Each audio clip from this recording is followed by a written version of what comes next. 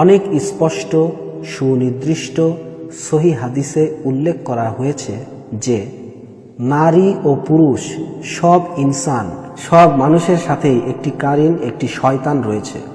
আব্দুল্লাহ ইবনে মাসউদ রাদিয়াল্লাহু তাআলা আনহু একটি চমৎকার হাদিস বর্ণনা করেছেন। প্রতিটি মানুষের সাথে একটি ফেরেশতা এবং একটি শয়তান থাকে। ফেরেশতার একটি স্পর্শ থাকে আর শয়তানেরও একটি স্পর্শ থাকে। ফেরেশতার স্পর্শ হচ্ছে ব্যক্তিকে ভালো কাজের প্রতি উদ্বুদ্ধ এবং অনুপ্রাণিত করে এবং তাকে মন্দ কাজ থেকে দূরে রাখে।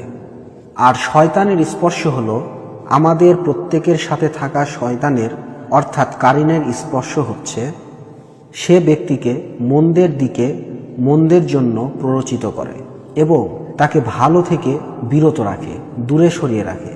সুতরাং মিন শাররিল ওয়াসওয়াসিল খান্নাস বা আত্মগোপনকারী কুমন্ত্রণাদাতার অনিষ্টদাতা হতে আশ্রয়।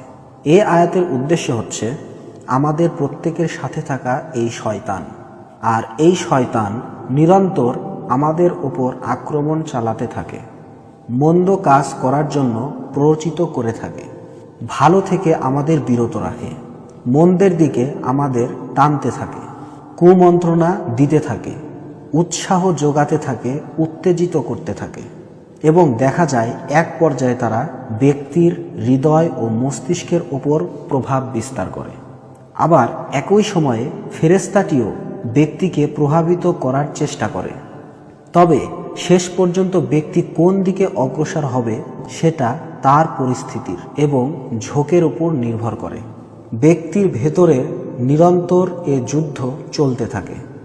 ওই ফেরেশতা ও শয়তানের মাঝে যারা সেই ব্যক্তির সাথে সংযুক্ত, এই যুদ্ধের গতিপথ এক একবার এক এক দিকে হেলে পড়ে।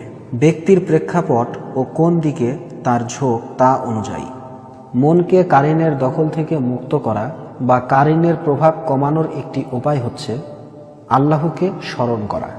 এক হাদিসে রাসূলুল্লাহ সাল্লাল্লাহু আলাইহি ওয়াসাল্লাম বলেছেন, প্রত্যেকের সঙ্গে থাকা শয়তান মানুষের হৃদয়ে আসন গাড়ে, অর্থাৎ একে নিজের কবজায় নিয়ে নেয়। যখন সেই ব্যক্তি আল্লাহকে স্মরণ করে তখন শয়তান পিছু হটে এবং দূর হয়ে যায়। অতএব আল্লাহকে মনে করার মাধ্যমে শয়তান পিছু হটে যায়।